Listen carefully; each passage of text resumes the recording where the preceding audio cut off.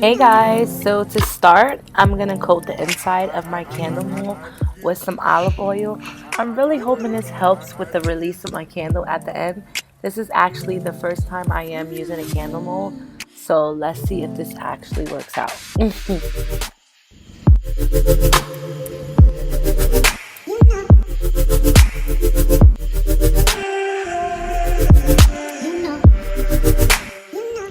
So now I'm just gonna put some wax melts inside of my candle warmer and get these heated up and melted. I usually get these from Joann's. They smell really mature and amazing. They're normally $6.99, but they had a 50% off sale, so I got them for half off.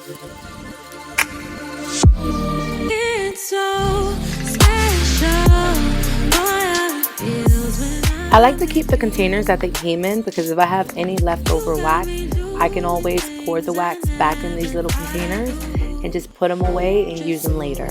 So yeah, try not to discard them until the end because you might need to use them again.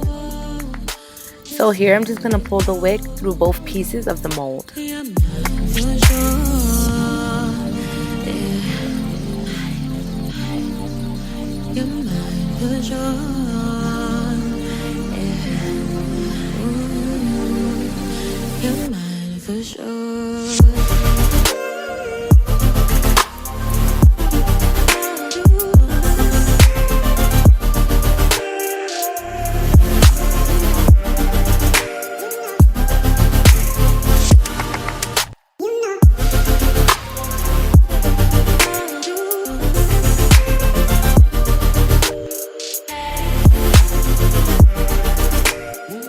So here I'm just using some clay to put at the end so that it won't leak from the bottom of the mold.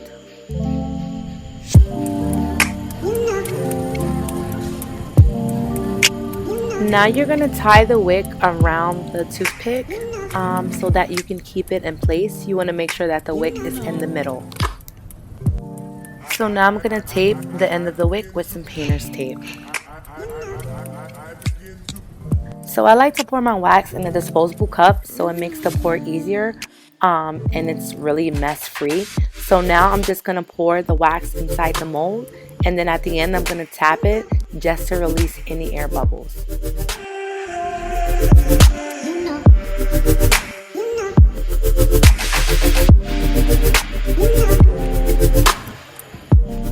So this is exactly why I like to keep the plastic containers at the end. I have some leftover wax, so I'm just going to pour that right in, cover it, let it set, and I can always use it for next time.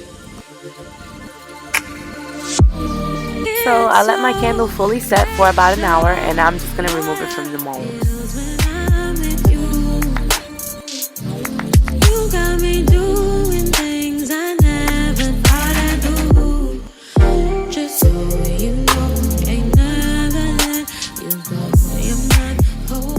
So if you happen to have any excess wax on the end, you can just trim it right off. You're